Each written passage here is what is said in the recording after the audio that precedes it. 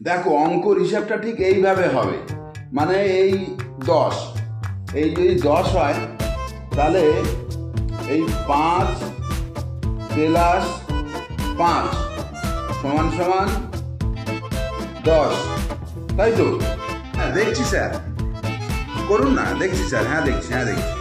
আচ্ছা, এইবারে এখানে হয়তো 6 প্লাস 4 সমান সমান 10, এইভাবে অঙ্ক করতে হবে।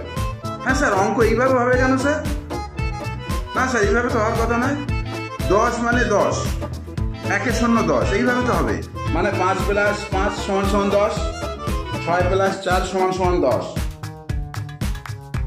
আচ্ছা, এখানে 7 প্লাস 3 সমান সমান 10, এইভাবে তো করতে হবে অঙ্কটা। আচ্ছা, এখানে 8 প্লাস 2 সমান সমান 10, এইভাবে অঙ্কটা তো করতে হবে। অঙ্ক যদি এইভাবে না করলে অঙ্ক হয়?